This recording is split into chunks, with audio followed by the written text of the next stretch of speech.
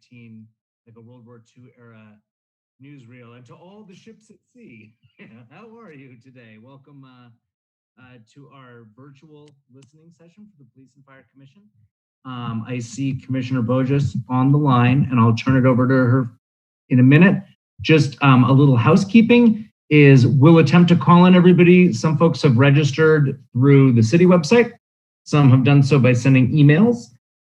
We'll just call on folks, and then we're pretty informal. So if you, as we run out of those, you can either use the raise hand button in Zoom, or you could literally, with your camera on, raise your hand and wave for our attention. And we'll try to get that. If you are dialed in, you hit *9 to raise your hand and *6 to unmute yourself. Everyone by default's on mute, and we can unmute folks if they need to speak. So that's our housekeeping business. I can turn it over to Commissioner Bojes from the PFC. I just typed the minutes, so I'm not an important person, but I can turn it over to the important person who is on the line. Okay. I am not an important person, and I'm also not on it because I thought Nia was going to run the conversation this evening. And if she's not, that's fine. I just need to find out what I need to say to you before we start, if that's the case. No worries. And we can, if she jumps in, we'll let her take the lead. Why don't I just ask you to quick summarize for folks who are listening. So it's been about a year since the former police chief resigned. And why don't you just sort of quick summarize the process we've gone through? I'll tell you that I have a few things here written down that I can say to get people prepared. One, that we are all 5 citizens who are appointed to a 5-year rotating terms. As you know, for some reason, Nia's last name is going out of my head. Trammell, right? Trammell, that's right. Trammell, I don't know how to pronounce it. We'll find out if she shows up. Commissioner Trammell is cycling off of the PFC right now, but normally we're appointed to 5-year rotating terms. We're governed by state law, and we're responsible for hiring, firing, promotions, and major discipline of police and fire personnel. We'll be appointing the next chief of police. We understand the important role that you all can play with your input to help us gather information as we make this important decision. We are committed to listening to everybody who wants to talk with us. And I'm interested in listening to your feedback today. We're working with an outside search firm to assist with the recruiting process. The PFC's timeline is not set in stone, but it is intended to serve as a basic framework. We know that we don't want to, let this run on for a very long time. The position announcement is posted and has been shared. The application period closed this week on the 14th.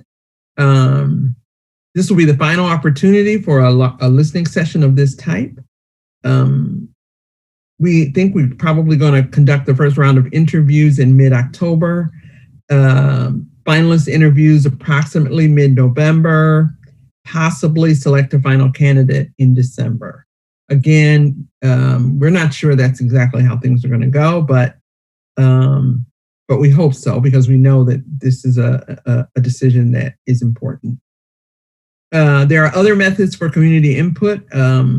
There's a survey. I'm going to let you say a little bit more about that, Mike, in a minute. We're also working with Local Voices Network to guide small group conversations. You can log on to their website, local lvn.org, lvn.org, and see if they have lvn.org/PFC. You can also submit written comments. You can leave a voice message, U.S. mail, and you can visit our website, cityofmadison.com PFC, /PFC. So if you want to say that better. You are now a very important person, Mike, in this regard. Say that better that I just said. No problem. Yeah. So even though this is the last, listening session, there's still plenty of feedback opportunities. If you go to cityofmadison.com/PFC, you'll find links to the survey, links to the email address we use. All comments get fed to all the commissioners. And there's no reason you can't just keep giving us your feedback at each stage as we move forward. It's still germane. You're still the public.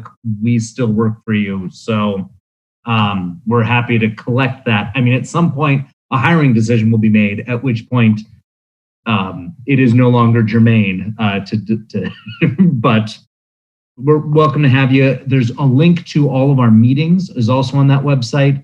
So it's a great resource. Yeah. And then I was just thinking, originally in the pre-pandemic plan, this meeting was supposed to happen in mid-May at Madison College South Camp. So welcome to mid-May, everyone. And then I'll just start calling on people who have registered as I see them. Wonderful. And, can you tell me one thing, Mike? Of course, yes. What's the allotted time for input? We have a maximum of 2 hours on the channel. It probably won't take that long. Oh, you mean for each person? Normally it's 3 minutes. If everybody can be respectful of the fact that other people want to speak, we can try to be informal about that. But if it starts to go on, we may have to start enforcing a 3-minute limit. So great. Can we all agree to those ground rules of trying to hear each other as much as possible? Yeah. Awesome. So if we stay in 3 to 5 minutes, we won't have any problem with that at all. Yeah. Awesome. So I want to call on, so first I want to hit the one that emailed a registration in so I don't forget. Caide Jackson with a C. I don't see that caller on the line, so we can loop back. I see Bob Schaefer is on the line and has registered. Bob, did you want to give feedback today? Yes. Thank you all for putting in the time, first of all, that you have, and for making this available for us to participate in.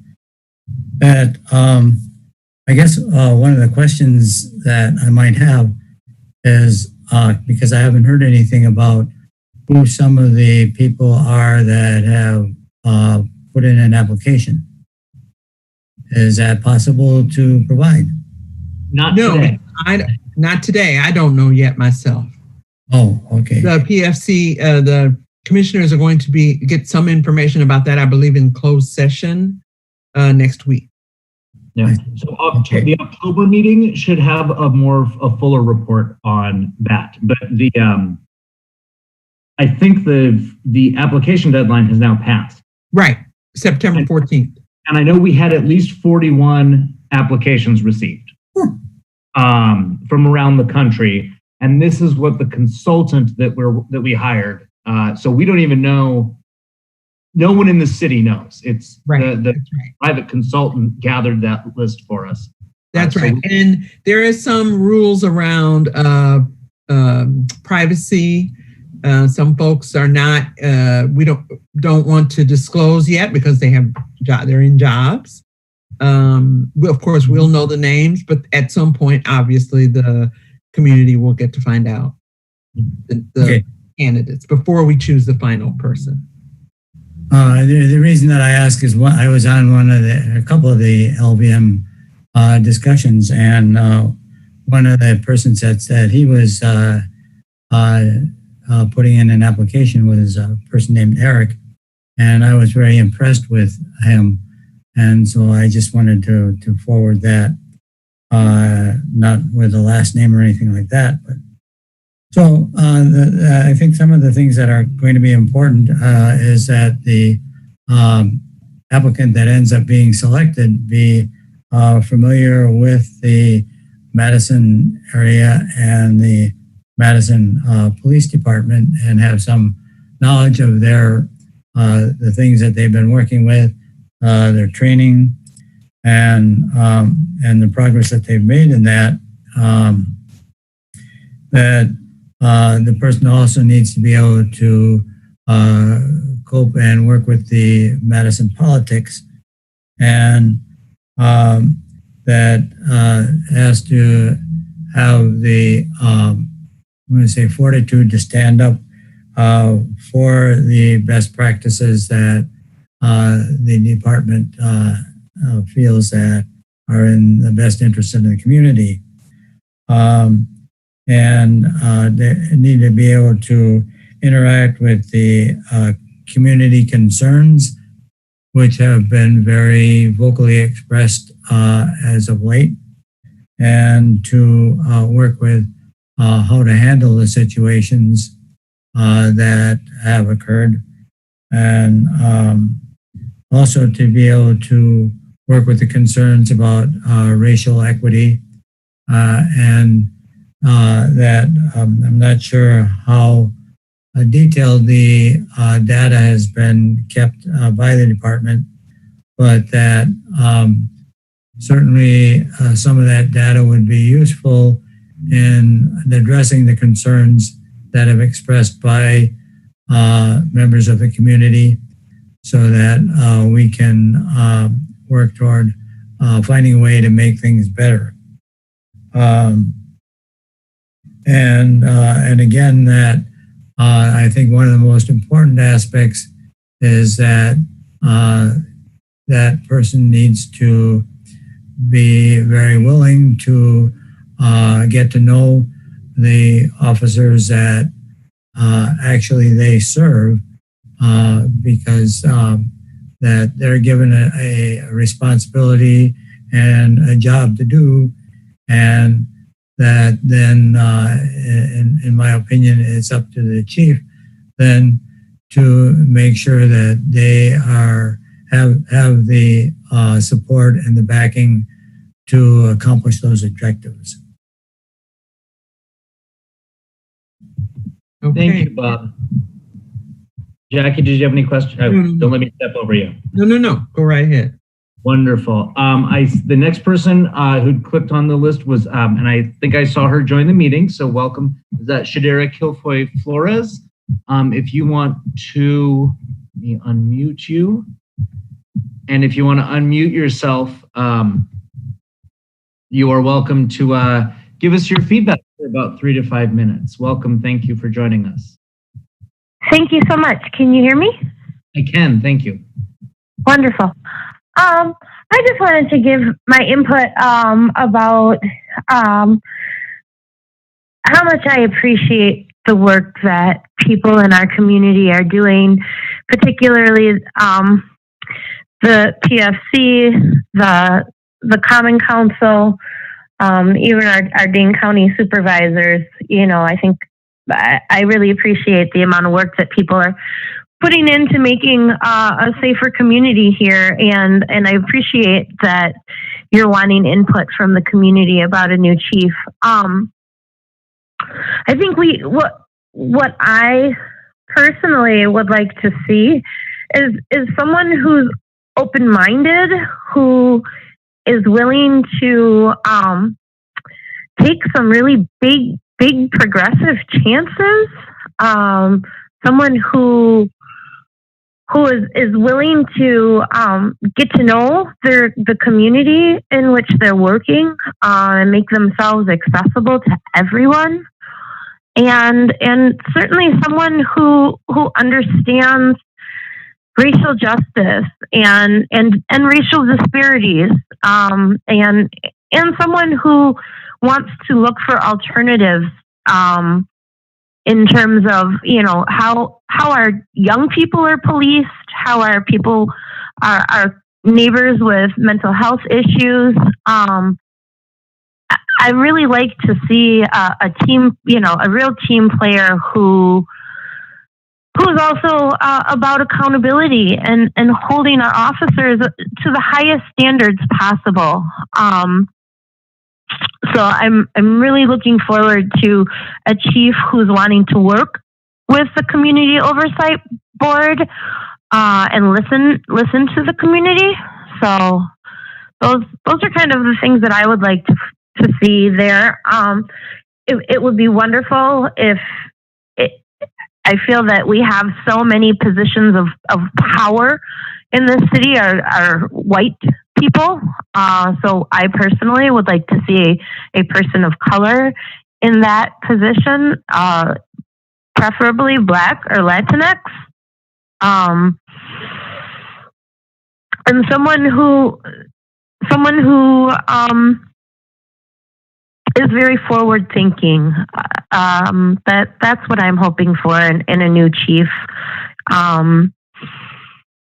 I think we've learned a lot from the chiefs that we've had in the past and their different leadership, and what has made Madison a stronger, safer place, and what has made Madison a more divisive place.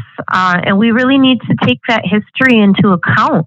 And those different styles, the different style of Chief Cooper versus Koval. We need to look at that in a realistic way here. So that's all I have. Thank you. Thank you, Shadayra, for your feedback. Then I'm going to call on the next person who registered as Jeremy Ryan. And then I just wanted to also mention, if anyone's watching over City Channel and isn't able to call in or join through Zoom, if you send an email to policechiefsearch@cityofmadison.com, that'll pop up on my computer if you need to make a comment. That'll go to all the commissioners, or if you have a question or I can't figure out how to log in, shoot that and we can try to help you in real time. So Jeremy Ryan, you can unmute yourself and give us your input. All right, can you hear me? Yes, thank you. All right, just making sure. I got some new Bluetooth headphones. So I want to first start off by saying that one thing that interim chief Wall has done that Koval didn't do that I do like is that he has actually talked to the protesters. Madison is a city that's deeply rooted in protest, deeply rooted in citizen involvement. And for that reason, it is absolutely essential that you have a police chief that's willing to speak with his most vocal opponents. Whether they agree or disagree doesn't matter. Koval refused to do that. Thankfully, interim chief Wall has done that. So I do want to give him credit for that and say that is something that we should absolutely demand for the next chief. Now on to things that he didn't do as well, because I usually go with the most recent examples. I think that we need a chief that understands statute of limitations. Now, one big issue that's going to keep coming up until it's dealt with is the Matt Kenny issue. And when it comes to Matt Kenny, interim chief Wall did say at the last protest that he can't be charged anymore.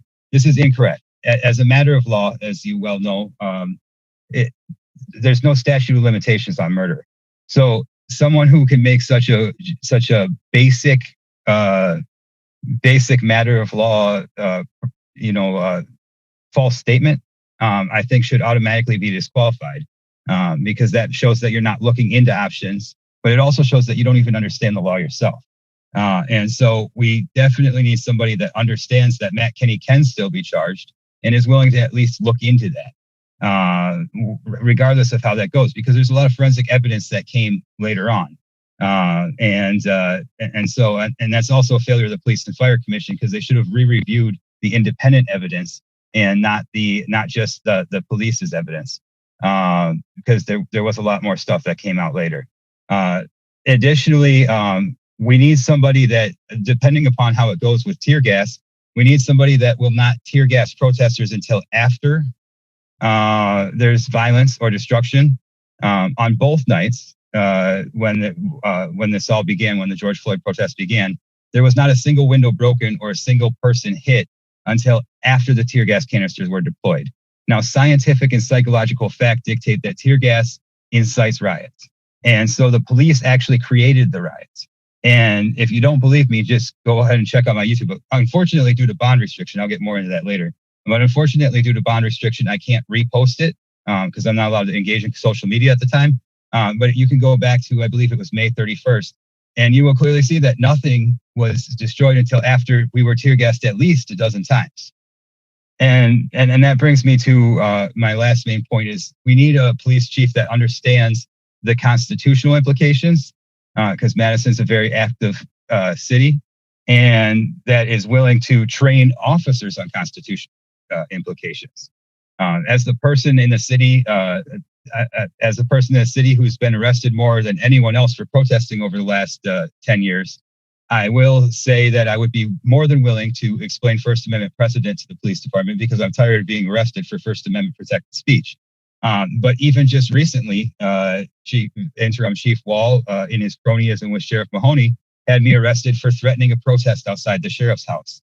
That is a clear violation of First Amendment speech. And these police officers need to know that it is their job and their duty and their oath to turn down an unlawful arrest. And they need to know what constitutes and what doesn't constitute legal speech, and what constitutes and what doesn't constitute a lawful arrest. You shouldn't be having this. Additionally, they need to know that we clearly need someone who's open to sensitivity training as it relates to protesters. The arrest of Sire or Marquand Clark and the subsequent dropping of charges, and the violent arrest of Joshua Musa or Devanir Johnson, and refusing to even tell him what he's being arrested for. We don't want those to be viewed as typical, and I don't think they are. And even in some ways, my arrest, I don't think those are the typical arrests in Madison, and we certainly don't want them to be. But what that tells me is that these officers and their higher ups are acting out of emotion rather than out of logic.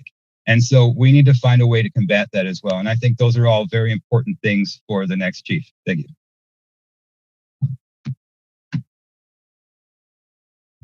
Great. Thanks, Jeremy.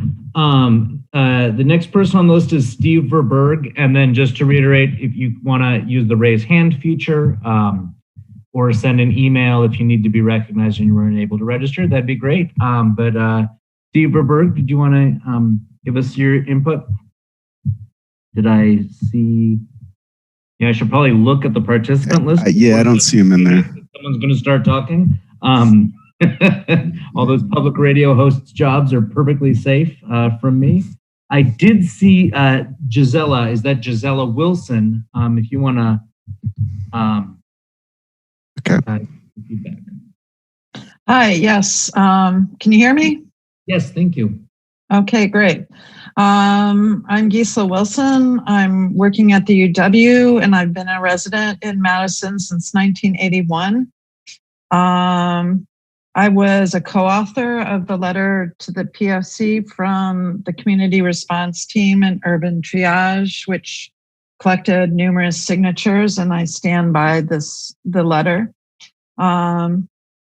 I'd like to make a few important points in my hopes for the next chief, that because he'll be shaping the culture of not only the police department, but also by extension the city, and the extent to which there are racial disparities in the city.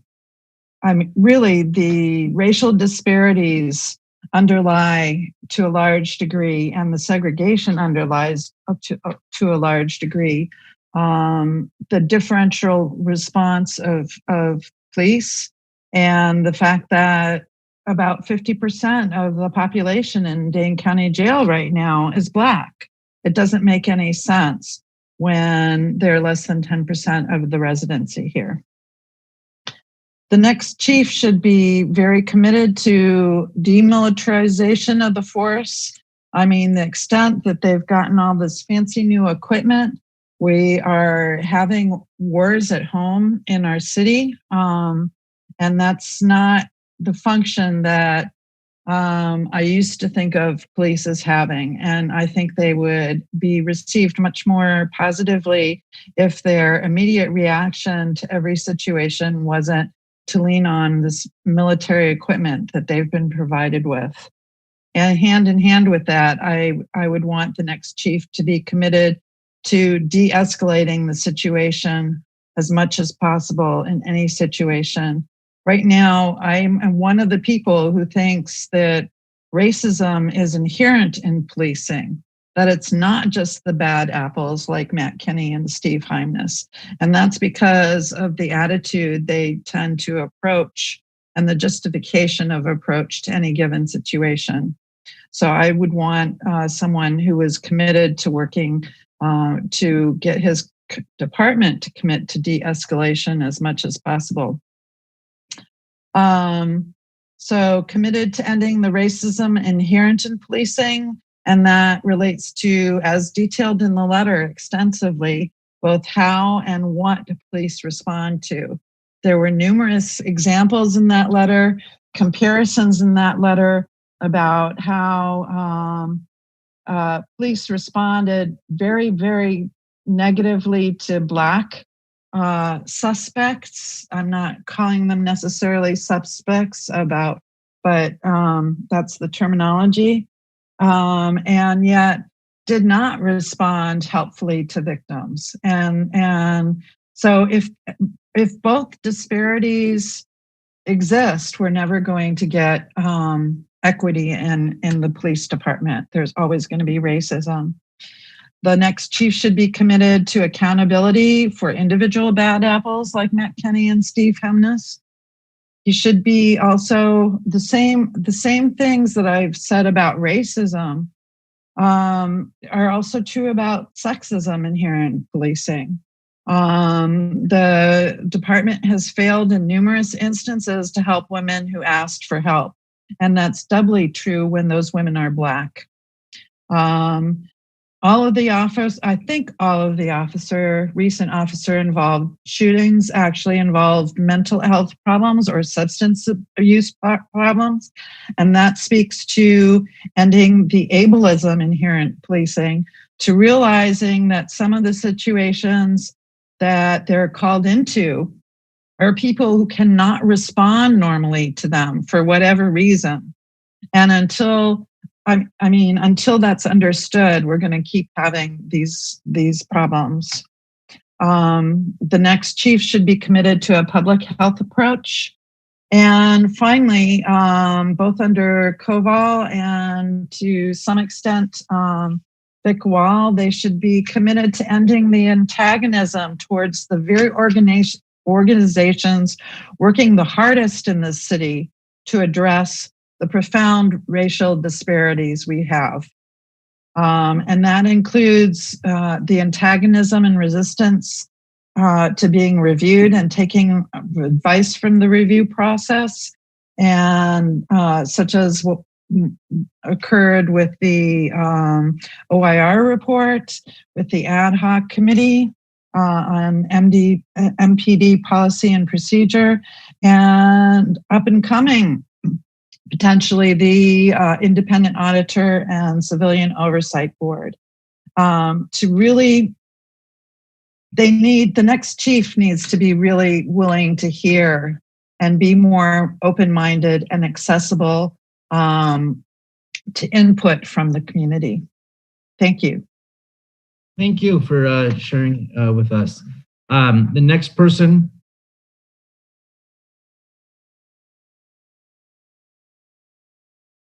Mike, I think you accidentally muted yourself. Oh, hi. So I have some concerns about the policing that's been going on right now in Madison, and I would like to see those addressed with the next police chief. So for the last several days, there's been protesting going on down my street.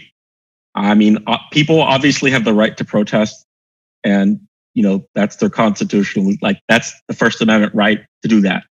But there were people sitting on top of fast-moving cars down the street protesting, and there were people blocking the street, and there were people, if I was going to drive down the street, or if I was going to sit on the top of a car while it was moving down the street, I would probably, be cited by the police. But when I called the department to let them know about what was going on, I was I was told they had been advised not to step in. Now, I would like to see the law applied equally to all people. And it seems like, when the police department is given a directive from the common council or the mayor to step away from from enforcing the law because it's a politically prickly protest or something. I think that a police chief should understand that, hey, look, we need to enforce the law equally here. And, if people are not being safe, people are being a nuisance, that's, there are limits to that. And, I do not like being told that, the police, when I talk to somebody on the phone, they said, I would love to be able to do something about this, but I can't, my hands are tied.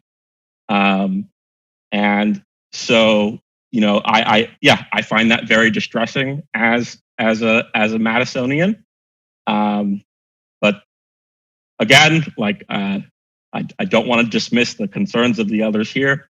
I just have had a very bad experience trying to figure out what's going on with my community here.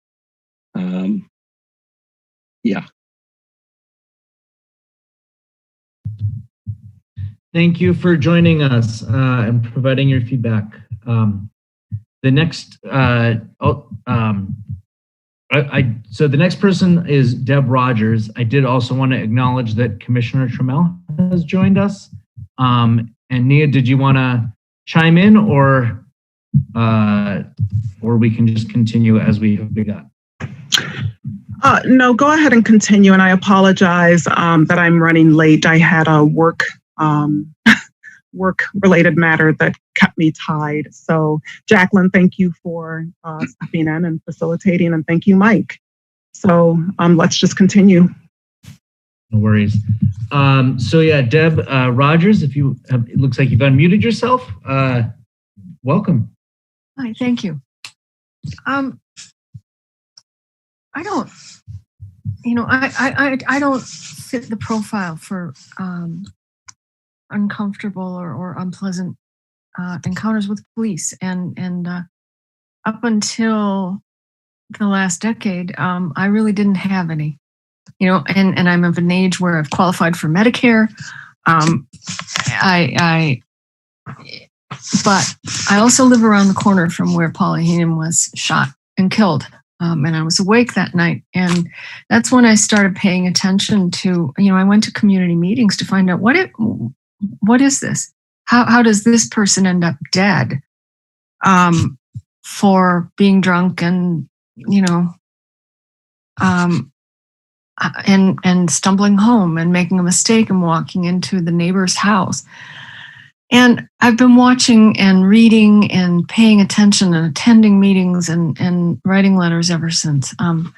Because what I found is a police department that actually I don't trust. And I think that I'd like to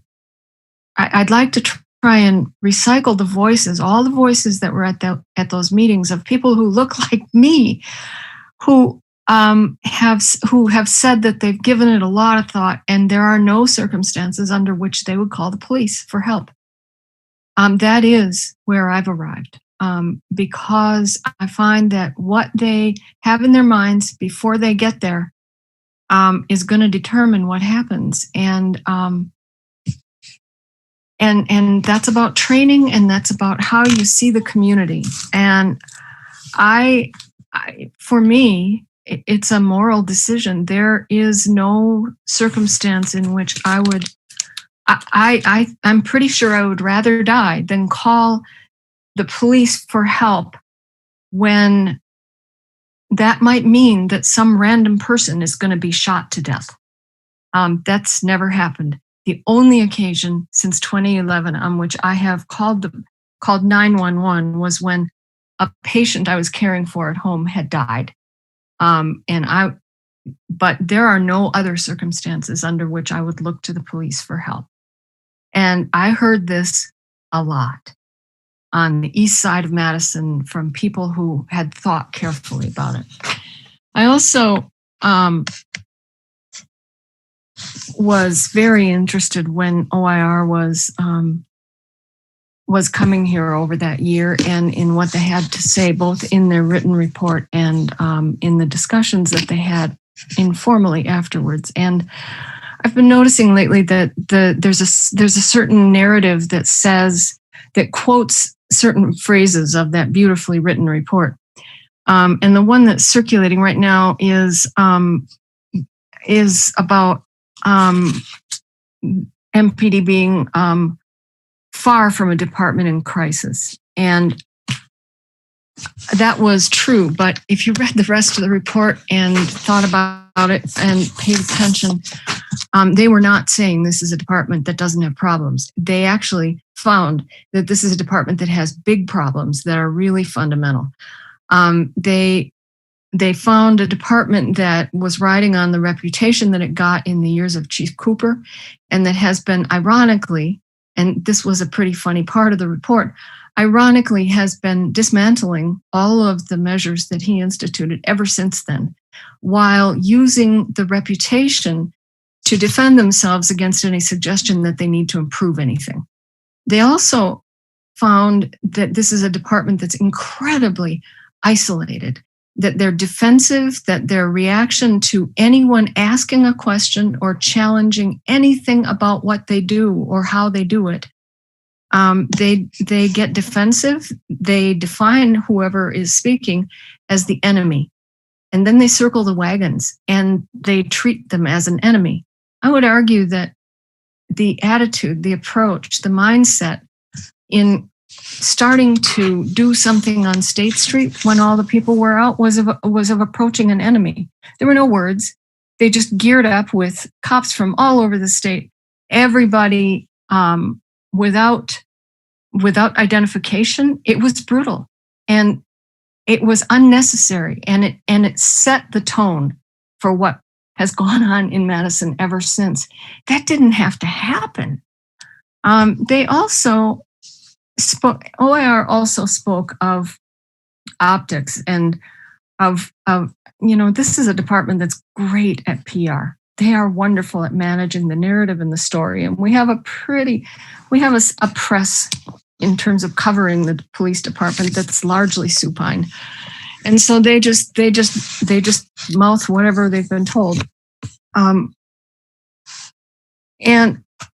so there isn't real coverage. There's great diversity in the department, but over and over, what OIR actually found was that when you talk to the women, the Black people, the people who were gay, the people who wanted a different kind of approach, who wanted a less aggressive approach to people who call for help, that actually those people are disempowered within the department. That they're there, but they don't really have a voice, and they're not allowed to help to bring about change. And that's true of everybody that gets put on the diversity lists for being in the department. And further, if you try to characterize this as a department where everything's good, OIR generated over 150 recommendations, and some of them were relatively easily implemented and you might say small. Some of them were ways to improve, most of them were ways to improve something, but some of them were really fundamental. And in discussions, they actually, the people who had been coming here for a year actually said that they didn't think that significant change would be able to happen until Chief Koval was gone. Koval, on his way out, talked a lot about how he had put his favored people in all of the positions so that it would be difficult, if not impossible. He was boasting about this, about how it would be impossible to change the department even after he left. And he's gone, and we've got the proof right here. It hasn't changed. We need a chief that understands that there's trouble in this department, that it sees its community as its enemy, that that the culture and the practices really need to change. And despite all the lip service that MPD pays to, yeah, we made those changes, as soon as you scratch the surface and look and see, you find out that actually they didn't. And examples abound. On paper, maybe, but in practice, no. And often, if you just even looking at the paper, they say they changed it, they didn't. I would really like this to get better. And at this moment in time, when the people who have been most gravely affected by this are saying, this can't continue like this, there's a lot of wisdom in the report from OIR and in the incredible work that the ad hoc committee put into crafting and specifying how to implement those recommendations. And we need a chief who wants to do that, who wants it to get better, and isn't terrified and enraged by having anybody point out that it could be better. Please don't go for the status quo. We really can't have any more of that. We as a community and this police department have a very undeserved reputation that the people know is not deserved. Thanks. Thank you, Deb. I have a couple more registrations of people who maybe you're in under someone else's name on the Zoom call. If so, you can get my attention somehow. You can send an email to policechiefsearch@citymadison.com. If you're watching at home and weren't able to log in, I can email you the link. There's Ian Olson, I see in the room, registered, not wishing to speak, but available to answer questions. You can feel free to unmute yourself if you'd like to answer the question. How's it going? How's the session been so far for you? If not, you're welcome not to. And then if anyone who didn't register still wanted to speak, just get my attention. Hey, hi everyone. Hi Mike. Thanks for unmuting me and inviting me to speak. I'm a Madison native who's just listening in. I was out of town for 10 years and just moved back 2 weeks ago and feel super excited and grateful that the city has made it so easy for all of us during this time to kind of jump in and participate. So most of what I would express has been voiced today or has been shared already in many ways in many forms. So I will probably just, thank you again for facilitating this. I hope you guys are all doing okay. What a weird time that we're in, right? Like, who knew? Thank you. Thanks, Ian. Did anyone else? I see Ben. Ben Lee has his hand up. Oh, great. Let me unmute him. Welcome, Ben. All right, thanks. And thanks for the opportunity to speak. Just real briefly, for me, what I'd like to see in the next police chief is someone who's eager for community oversight and who's really eager to work with and support the new Civilian Oversight Board and the Independent Police Monitor. Going along with that, I'd love to see someone who's eager to work with leaders of color in the community as well as organizations, such as like Urban Triage and Freedom Inc., as well as Justified Anger, Moses, and the African American Council of Churches. And in addition, I would really like to see someone who agrees with or is supportive of defunding the police and reinvesting in the community, and where their long-term goals are to really, in a sense, work themselves out of a job because police have become obsolete, at least as we know them. And, I think something that this involves that I'd love to see is for the new police chief to be really committed to working with other agencies and organizations in the community to find solutions and services that don't involve an encounter with an armed, uniformed police officer with the power of arrest, So looking for other people that would be better to handle many of the situations that turn bad when that armed uniformed police officer gets involved. I'd really love to see someone who's committed to and vocal about ending systemic racism, especially focusing on the police department itself. And finally, someone who, to echo someone earlier, who would be willing to look into the Matt Kenny case again, with the potential of firing or pressing charges. So, thanks a lot. Great, thank you, Ben. We did admit one person, Larissa Joanna. And so I don't know if you wish to speak today, Larissa. She sent an email. So Larissa, I'm going to go ahead and unmute you. And if you want to turn your mic, unmute yourself and give us your input.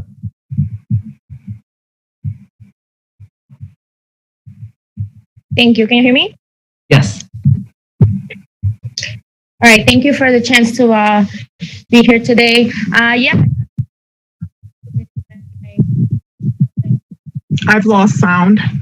Yeah, I'm sorry, Larissa. Can you come back closer to your microphone? Hi, can you hear me better now? That's perfect. Whatever you're doing now is great. Okay, perfect. Yeah, so I'm here giving my public comment on the new chief of police. I am here because I am an advocate of the immigrant and the undocumented community. So we need a chief of police who will not collaborate with ICE, given the all of the things that have been happening in terrorizing our community since, for instance, 2018. Please, we need transparency. In this department, we need someone who is going to work with the community, who's going to work with the new community oversight board. And we need someone who will hold Matt Kenny accountable. Let the people who is out here, let them make sure you listen to their pain, make sure you listen to the cries, make sure you listen to why it's people in the city at unrest, because this all, it's really happening too much, way too often. We really need to bring the peace back to our community, but we need to get some justice as well.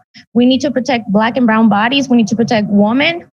So we really need a new chief of police that will really work with the community, that will come and meet the community, and especially those who has been most affected, the most vulnerable, the homeless population, for instance, and those who don't often call 911 for help, because we know that they're gonna do nothing to help us. And like many has mentioned, we do need a department that will lead as an example, not just in the state, but in the country.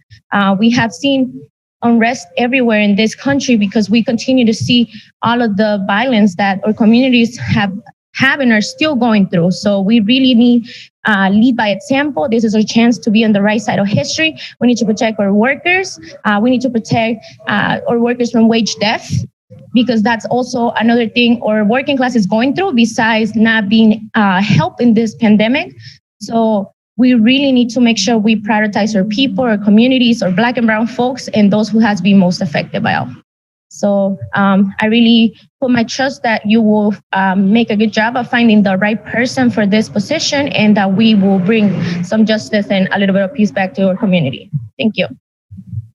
All right, Larissa, thank you for providing your feedback today.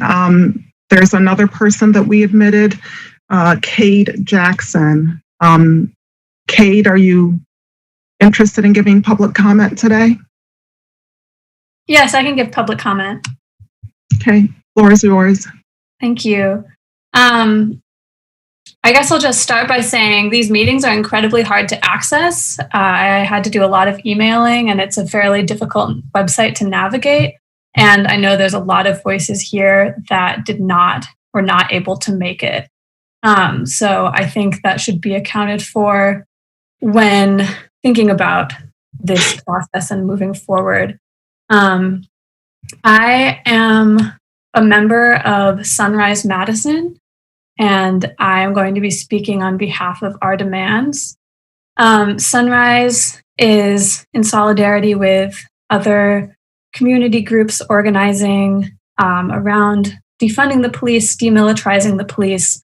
And we believe that in order to hire a new police chief, this police chief has to be completely dedicated to demilitarizing the police, improving police accountability, and among other things, firing Matt Kenney. I personally know people who knew Tony Robinson, and he was a year younger than me, and it is still a incredibly, traumatic thing that's happened in this community, and it really doesn't show any sort of trust in the police that Matt Kenney is still an officer with Madison PD. And Sunrise Madison also believes that we must forbid local police officers from working with immigration and customs enforcement, and that is definitely a priority. And we also believe that the Madison Police Department, even after a 5% budget cut going into 2021, will have $80 million. And that is far more than any other program, any other department, any other citywide initiative in Madison. And having a much more drastic budget cut to the police department and putting it into other areas is going to be incredibly important with community input on where that money should go. So that is my time, and I'm speaking on behalf of Sunrise Madison. All right, thank you. And is your name pronounced Caide? I want to make sure I got that correct. Yes, you did. Thank you. Most people say Katie. Okay, and I almost did. So I went with my second guess. Thank you so much for providing your feedback today. I apologize that there were challenges for you getting on. This was not the ideal circumstance under which we would have hoped to have hosted this public meeting.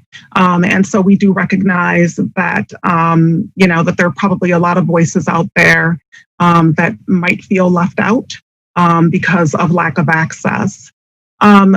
The commission at its last meeting entertained the idea of doing some additional community engagement. So Commissioner Bojes is working with the Local Voices Network to explore that. So for anyone who is either streaming with us today or who is on the Zoom call with us today, please be on the lookout for the potential that there may be additional opportunities to participate in LVN, facilitated dialogue with the commission or with the Local Voices Network. And if there are people that who weren't able to join us tonight, feel free to put that bug in their ear. Jacqueline, you want to give any additional feedback or comments on that? I would just say the same thing you said. You can go to the website. If you contact them with 4 other people or 5 other people, they can, or 6, they can set up an LVN session. So that's a way that 4 or 5 people who want to talk, speak to their feelings about health and safety and how that can best be achieved in Madison can contact them directly, I believe. Thanks, Jack. And that website that Jackie referred to is www.lvn.org/PFC as the Local Voices Network. And it's a cool system. They actually record, transcribe, and code all of the words from the sessions so that there's actually a data set of what words get said in community conversations on what topics. It's rather cool, and they're partnering with us on that. Again, you can email policechiefsearch@cityofmadison.com. Caide, thank you. I did get the Sunrise Madison written submission as well, so that will now be part of our permanent record in addition to your spoken feedback. So I just want to do a quick check-in. I don't know if there is anyone else who is participating via Zoom that wishes to speak tonight. I don't see any phone numbers. But if there is anyone on the phone, it's *9, to let us know that you want to provide feedback.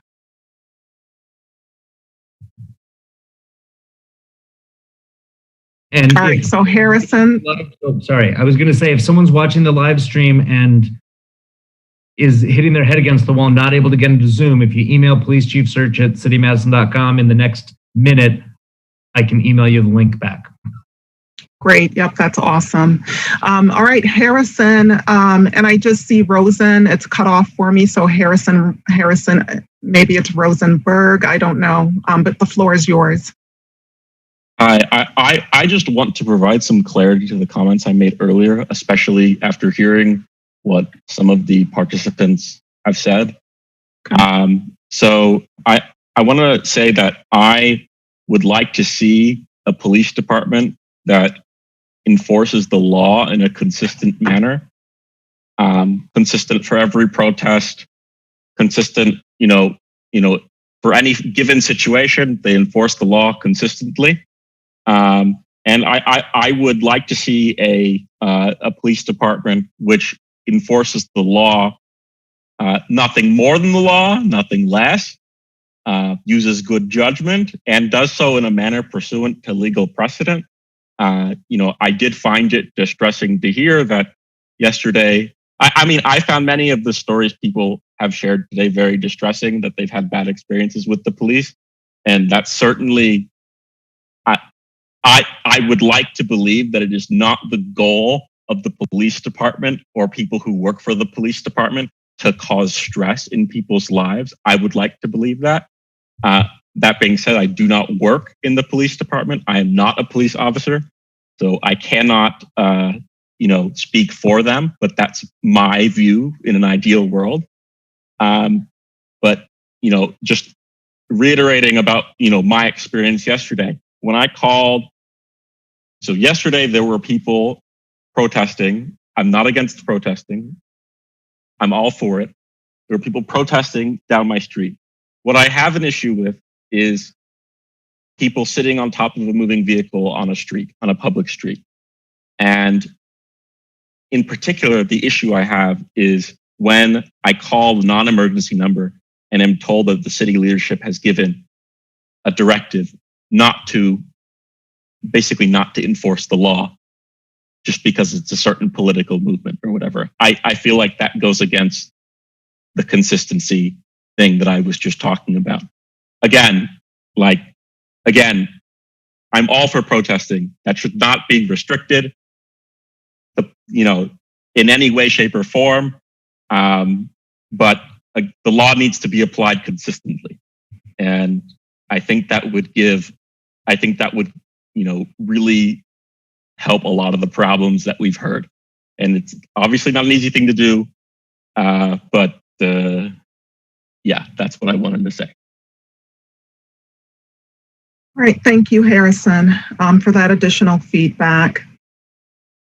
We'll do one final check to see if there's anyone else wishing to give comments tonight. Do you see anything, Mike? Nothing on email. Okay. All right, great. So while this may be the last Zoom-based public meeting that the commission does to gather feedback from the community, please know that we're still accepting feedback in additional formats. And so Mike's spoken to some of those avenues that are still available for people to give feedback. We've closed the application period for the police chief search. And at this point, the commissioners are going to begin looking at candidates.